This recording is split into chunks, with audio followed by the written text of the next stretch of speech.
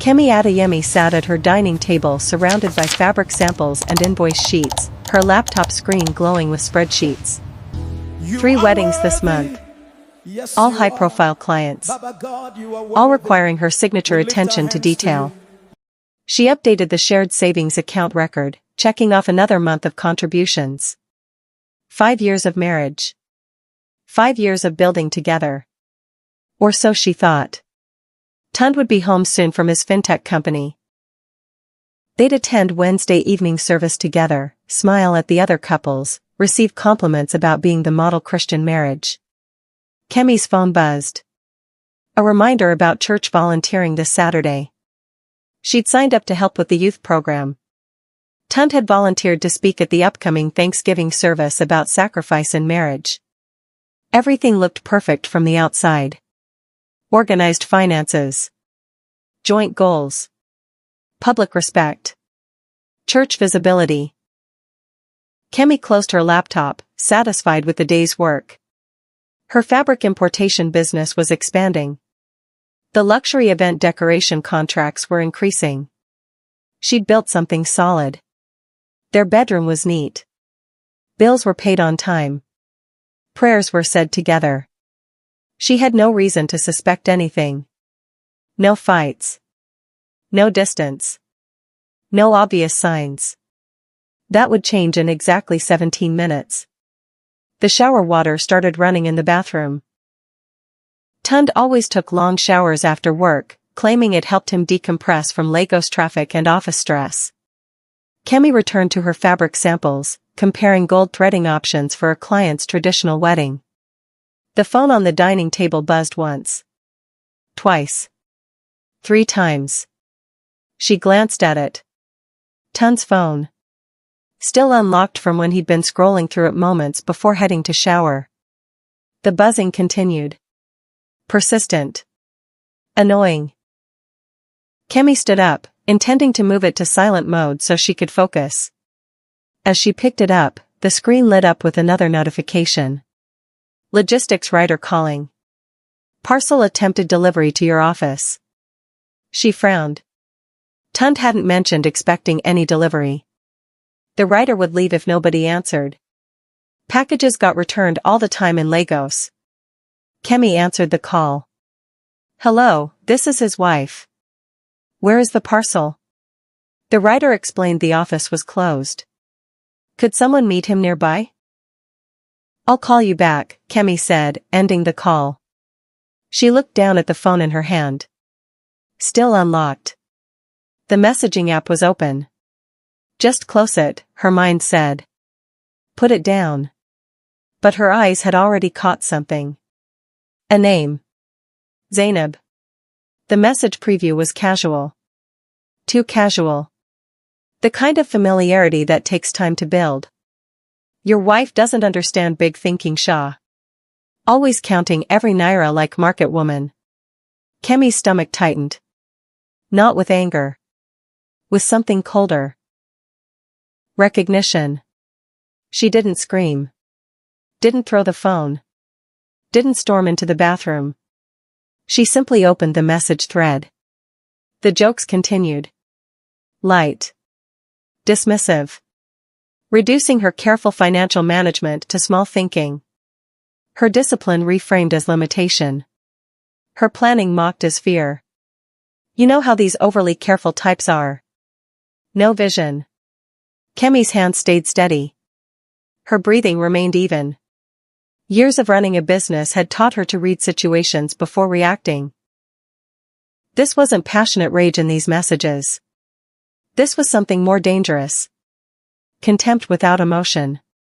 The shower was still running. Steam escaped from under the bathroom door. Kemi scrolled up. And up. And up. Months of messages. Hundreds of them. Her finger moved mechanically, her brain recording everything while her heart tried to process the implications. This wasn't a sudden affair. This was coordinated. Planned. Executed with the same precision Tund used for his work projects. The water shut off. Kemi's eyes moved faster. Hotel names jumped out. Specific dates.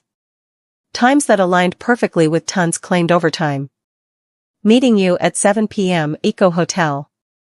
Strategy session ran late, as expected. She thinks I'm with the team. Kemi's mind clicked through memories like files opening. Every late night. Every weekend work trip. Every emergency client call. She'd believed all of it. Because why wouldn't she? They were building a future together. Or so the narrative went. More messages. More locations. More coordinated lies that fit perfectly into the structure of their normal life. Radisson Blu. Federal Palace Hotel. The Wheat Baker. All places he'd mentioned casually in passing. Stopped there for a quick meeting. Client dinner ran long. She'd packed his shirts for those trips. Ironed them herself sometimes. Made sure he had everything he needed. The messages showed a parallel life. Complete. Detailed. Running alongside their marriage like a second track. She's organizing another church event this weekend. Perfect cover. Kemi felt her jaw tighten. Even her service was being used. Weaponized against her. The bathroom door handle turned. Kemi's thumb moved quickly, closing the message app, but not fast enough. Tun stepped out, towel around his waist, and froze. His eyes locked on his phone in her hands. Why are you on my phone? His tone was measured. Controlled. No panic. Just instant redirection. Kemi looked at him. Logistics writer called. You had a delivery. So you opened my messages? The accusation was smooth. Professional. Making her the one who violated trust. The app was already open, Kemi said quietly. Tund walked closer, hand extended. You know I don't go through your phone. We have privacy in this marriage. Privacy. The word hung between them like a weapon. He took the phone from her hand gently. His expression shifted to concern. Kemi, what did you see that has you looking like this? She wanted to scream. To throw his lies back at him. But something stopped her. His calmness. His preparation. The way he was already building a narrative. Messages with Zainab, Kemi said simply. Tund sighed. Like she'd disappointed him. Zainab is my colleague. We were joking about work stress. You know how we talk loosely in the group chat. Those weren't group messages.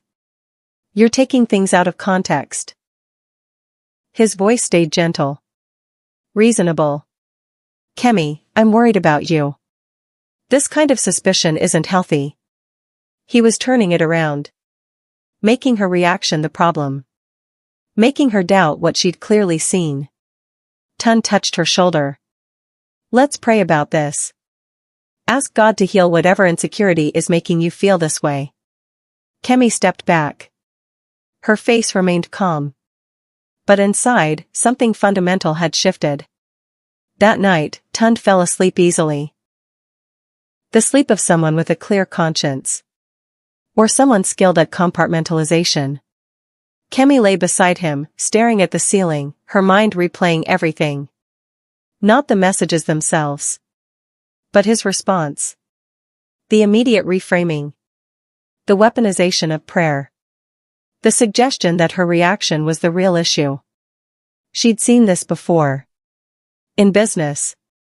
When contractors tried to avoid accountability. The deflection pattern. At 2 a.m., when his breathing deepened into sleep, Kemi got up quietly. Her laptop was still in the living room. She opened it, created a new secure email account using her mother's maiden name, and logged in on her phone. Then she went back to the bedroom.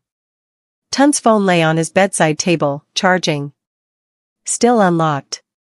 He was always careless about that at home. Kemi picked it up. Her hands didn't shake.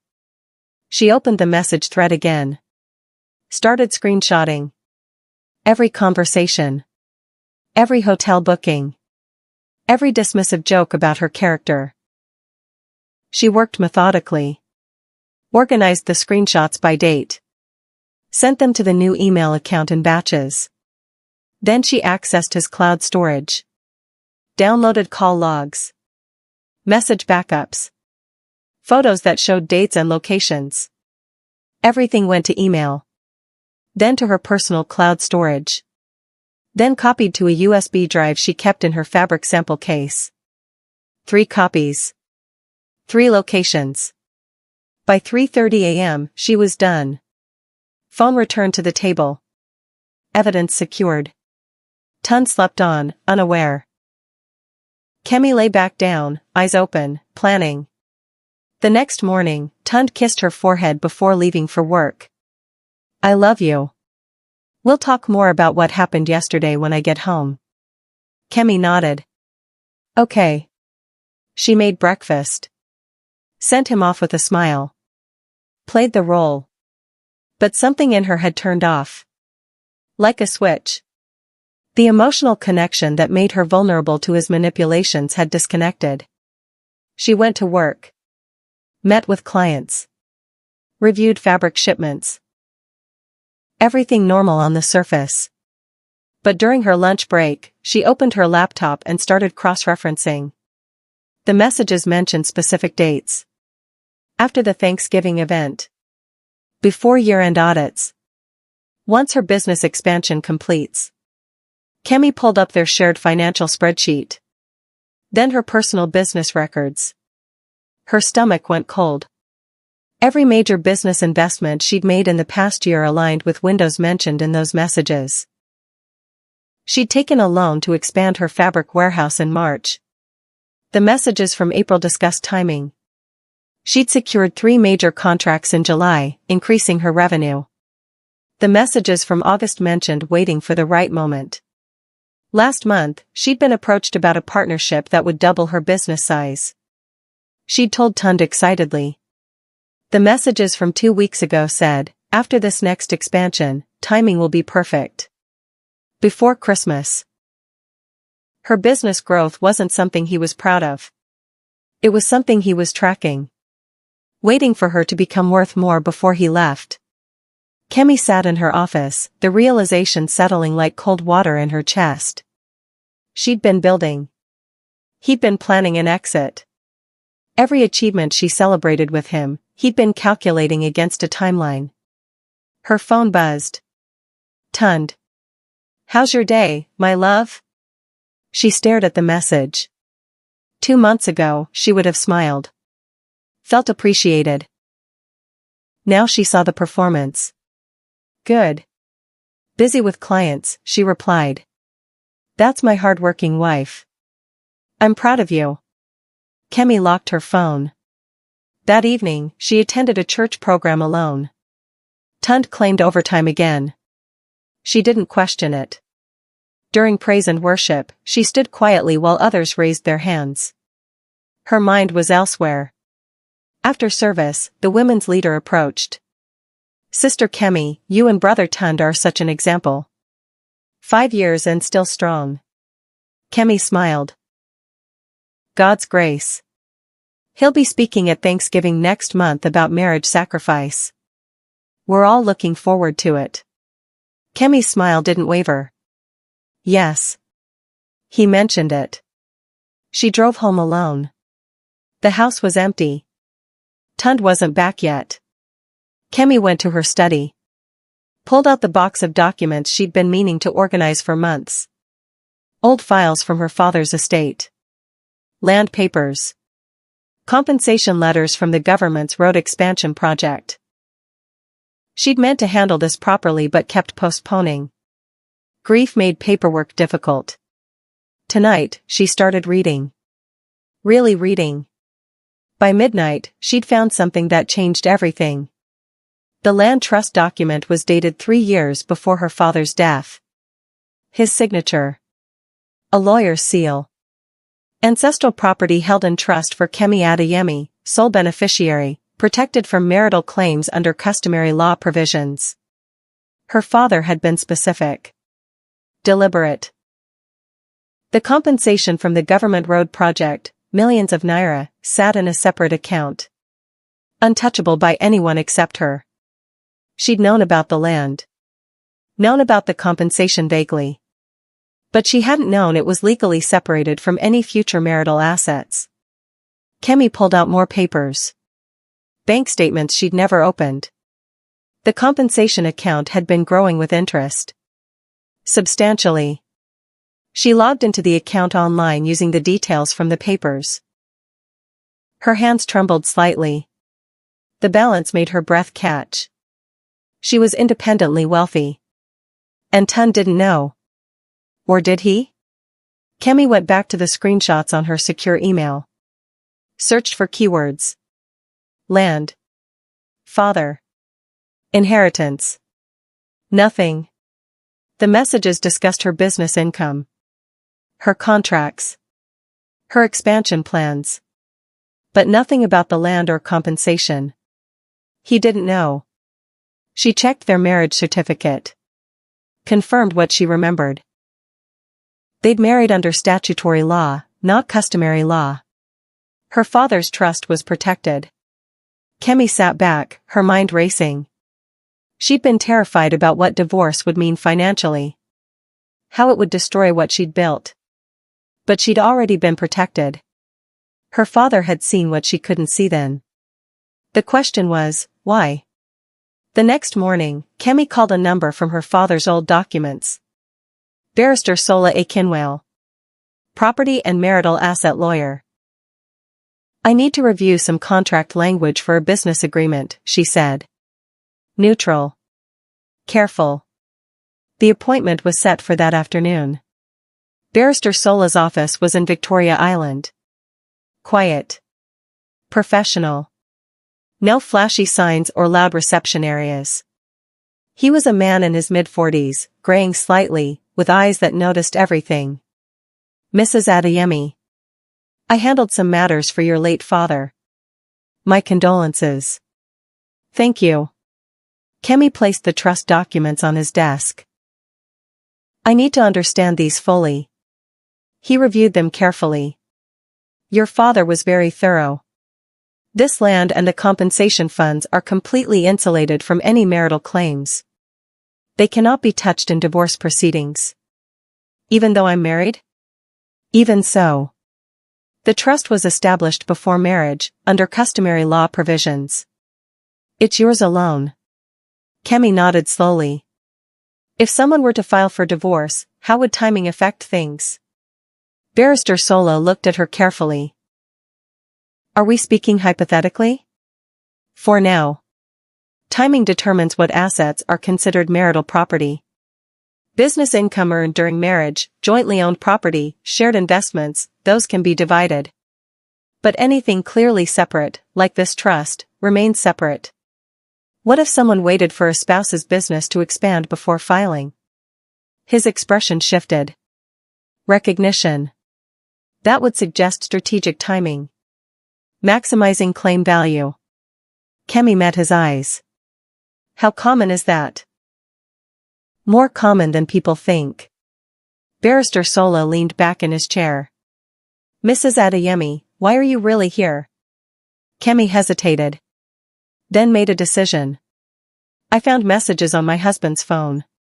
Planning divorce. Timing it specifically. After your business expansion? Yes. He nodded slowly. And you haven't confronted him? He already knows I saw something. He's reframing it as jokes. Making me doubt myself. Classic strategy. The lawyer's tone was matter of fact. May I ask? Does he know about this trust? I don't think so. The messages only mention my business income. Good. Keep it that way. Barrister Sola pulled out a notepad. You need to protect yourself. Quietly. Legal holds on asset movement. Documentation of separate property. Blocking access to anything jointly held until status is clear. Won't that be obvious? Not if done correctly. Routine legal housekeeping. Updating beneficiary information. Confirming property titles.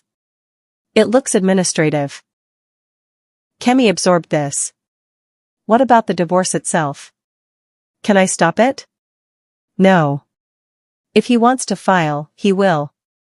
But you can control the conditions. Make sure your separate assets remain separate. Make sure any marital asset division is actually fair, not skewed by his timing. How long do I have? According to what you've seen in messages? They mentioned after church Thanksgiving. Before Christmas. Barrister Sola glanced at his calendar. That's less than 6 weeks. We need to move quickly. Quietly.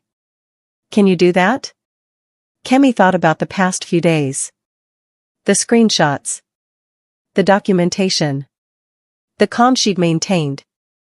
Yes, she said. I can. Over the next 2 weeks, Tun's behavior shifted subtly. During church service, he'd mentioned to other couples how marriage required patience. Some partners resist growth. You have to keep praying for them. At family gatherings, he'd sigh about work stress. And when you come home hoping for support, but instead face questions and suspicion. Auntie Bose, his father's sister, started calling Kemi. My dear, marriage is not easy. Sometimes we women need to be more understanding. Tund is under a lot of pressure. Kemi listened. Agreed. Stayed quiet. But she noticed the pattern. He was building a narrative. Difficult wife. Unsupportive. Emotionally unstable. Setting up the story for when he filed. At home, he'd become unusually attentive. Bringing her flowers. Suggesting they pray together more often. I want us to work on our communication, he'd say. I feel like you've been distant. The irony was stunning. He was creating documented evidence of being a caring husband while planning to leave. Kemi played along. Accepted the flowers. Prayed with him. Smiled at church. Meanwhile, Barrister Sola was working. Legal holds placed on property transfers. Beneficiary updates on her business accounts. Documentation filed with banks confirming separate asset status. All routine. All administrative. Nothing that would alert Tund. Kemi also started attending business networking events more frequently. Building connections outside their shared social circle. Creating her own foundation. One evening, Tund's phone buzzed on the table. Kemi glanced at it. Message from Auntie Bose. Thanksgiving event is perfect timing. Speech will establish your character. Then you can proceed cleanly. Kemi looked away. Kept eating her dinner. Understanding exactly what was being planned. The church Thanksgiving event was announced officially. A major celebration. Multiple speakers. Community leaders attending. Tund was scheduled to speak about sacrifice in marriage. The topic was already generating interest. Brother Tund will share how couples navigate challenges together, the program coordinator announced. People congratulated him. Asked Kemi if she was proud. Very proud, she said, smiling. The speech was being planned carefully. Kemi could see it. The references to supporting each other through difficulties. The emphasis on his patience and commitment. All creating a public record of him being the devoted husband. So when he filed for divorce weeks later, everyone would be shocked. Poor Tund. He tried so hard. She must have been impossible to live with. The narrative was being constructed in public. In church. Where reputation mattered most. Kemi attended the planning meetings. Offered to help with decorations. Her event planning expertise was welcomed. You two are such a blessing, the women's leader said. A real example of Christian marriage. Kemi smiled and nodded. At home, she continued her own preparations. Barrister Sola had uncovered something interesting. In his research, he'd found 2 other marriages connected to Tund's family circle. Similar patterns. Similar timelines. Similar auntie involvement. Both women had been married to men who filed for divorce after their businesses became profitable. Both had lost significant assets in settlements. Both had been described by family members as difficult and unsupportive. And in both cases, Auntie Bose had been present at family meetings, helping manage the transition. This wasn't Tun's first rodeo. It was a family business. Kemi sat in Barrister Sola's office, reading the case files he'd compiled. First marriage, 2015. Wife owned a boutique. Business grew. Divorce filed 18 months later. Settlement heavily favored the husband. Second marriage, 2018. Wife inherited property. Developed it. Divorce filed 2 years later. Property division favored the husband. Kemi looked up. Same aunt in both cases?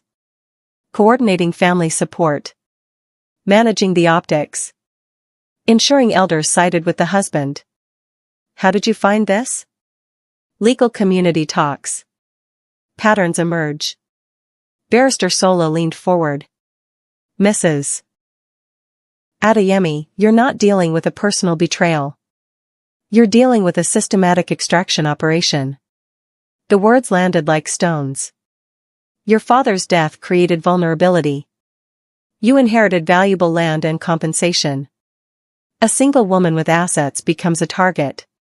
You think the marriage was planned? I think the marriage was an opportunity seized. Whether romantic feelings existed initially doesn't matter. The outcome was predetermined. Kemi felt sick. 5 years. 5 years of building a life together. Had any of it been real? What do I do? She asked quietly. You've already done the important parts. Protected your separate assets. Created documentation. Now we wait. For what? For him to make his move. When he does, you'll be ready. And this time, the extraction won't work. Barrister Sola's phone rang. He answered, listened, then looked at Kemi. Your husband's lawyer just filed preliminary divorce papers. They're requesting an emergency hearing next week. Kemi's hands tightened on the armrest. It had begun. 2 days later, Auntie Bose called requesting a family meeting. At her house. Without Tund. We need to talk, woman to woman, she said. Kemi arrived to find several family elders already there. Tund's uncles. Church leaders. Her own distant relatives who'd suddenly taken interest in her marriage. Auntie Bose spoke first. My dear Kemi. Marriage is sacred. But sometimes, things don't work out. We need to discuss how to handle this with dignity. Kemi said nothing. Let them speak. Tund has expressed concerns about the marriage continuing. We want to avoid public scandal. For both families. What are you proposing? Kemi asked. A quiet separation. You remain respectful. Don't create problems. We ensure the divorce proceedings are civilized. Everyone maintains their reputation. One of the uncles added, of course, you'll receive fair treatment. But we expect cooperation. Fair treatment. Kemi heard what wasn't being said. Accept whatever settlement they offer. Don't fight. Don't expose anything. And if I don't cooperate? She asked calmly. The room temperature seemed to drop. Auntie Bose's smile thinned. Kemi, you're a businesswoman. You understand reputation matters. If this becomes messy, your clients might hear things. Church members might question your character. It would be unfortunate. A threat. Wrapped in concern. I need time to think, Kemi said. Time is limited, another elder said. The hearing is next week. We need your commitment to handle this properly. Kemi stood. I'll consult with my family and get back to you.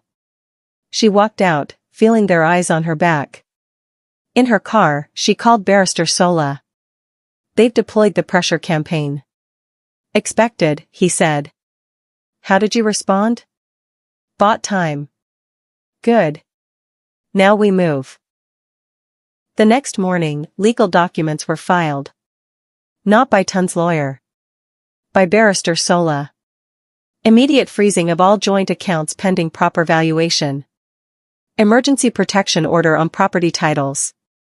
Request for complete financial disclosure from both parties before any hearing. Tund called within an hour. Kemi, what are you doing? My accounts are frozen. Our accounts, she corrected calmly. Pending proper legal review. You can't do this. We had an understanding. We never discussed divorce, Tund. So there's no understanding. His voice hardened. You're making this difficult. My family wanted to help you. Now you're going to force this into court publicly? I'm ensuring everything is handled legally. Isn't that what you want? Clean proceedings? He was silent for a moment. You're not the person I married. Neither are you, Kemi said quietly. Goodbye, Tund. She ended the call. Within 2 days, the response was swift. Tund's lawyer filed motions claiming Kemi was hiding assets. Requesting immediate access to all her business accounts and properties. Barrister Sola counterfiled. Presenting the trust documents. The land papers. The compensation account that had existed before marriage. Separate property established before marital union, protected under customary law. The judge reviewed everything carefully. Ruled that a full audit was needed before proceeding. Delayed the emergency hearing by 6 weeks. Ordered both parties to provide complete financial disclosure. Tund's clean, quick exit had become a complicated legal process. And the church Thanksgiving event was in 3 days. His speech about marriage sacrifice suddenly looked very different. Kemi didn't attend the planning meeting the day before the Thanksgiving event. She sent a message saying she was dealing with family matters. That night, Barrister Sola received something from a colleague. Archived emails. Old correspondences. Someone had kept records. The emails were dated 6 years ago. Shortly after Kemi's father's funeral. Subject line, widow status, inheritance potential. The email chain discussed Kemi specifically. Her education. Her business.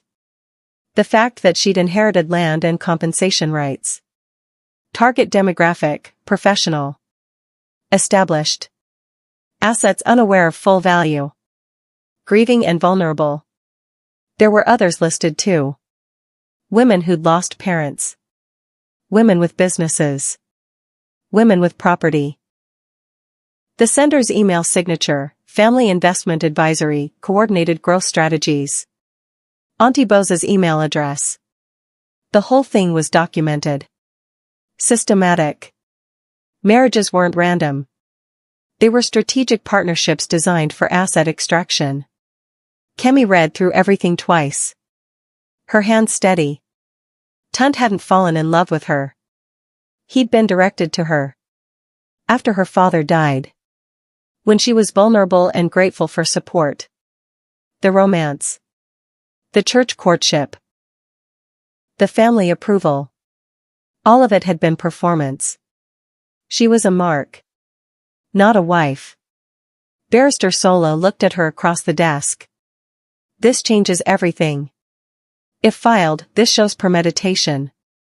Pattern of behavior. Could affect how the court views his credibility. Do we file it? Kemi asked. Do you want to? Kemi thought about the past 5 years. The love she'd believed in. The future she'd planned. The person she'd thought she married. All of it built on calculation. Not yet, she said. Let him do his speech first. Sunday morning. The Thanksgiving event was packed. Church members arrived early. Community leaders sat in the front rows. Tund was backstage in his best suit, reviewing his speech notes. The topic, sacrifice and commitment in marriage. The program coordinator checked her phone. Frowned. Whispered something to the pastor. The pastor called Tund aside. Showed him a document. Legal notice. Filed that morning. Emergency motion revealing pattern of fraudulent marriage practices, coordinated family involvement, and documented premeditation. Attached, the archived emails. The family investment strategy. The list of targeted women. All filed as evidence in ongoing divorce proceedings. Public record. Accessible to anyone. The pastor's face was stone. You need to step down from speaking today. Tund's hand shook. This is a misunderstanding. My wife is upset about the divorce. She's making things up. These are emails from your family's account. Dated before you even met her. Silence. The pastor made the announcement. Brother Tund will not be speaking today due to personal legal matters requiring his attention. The crowd murmured. Confused. Concerned. Kemi sat in her usual seat, hands folded, face calm. After service, Auntie Bose approached her in the parking lot. You've made a terrible mistake. This will destroy your reputation. No, Auntie, Kemi said quietly. This will destroy yours. Those emails came from your account. Your strategy. Your system. The older woman's face paled. I'm walking away with what's mine, Kemi continued. The land. The compensation. My business. My dignity. You get nothing. She got in her car and drove away. 3 months later, the divorce was finalized. Tund received nothing from her separate property.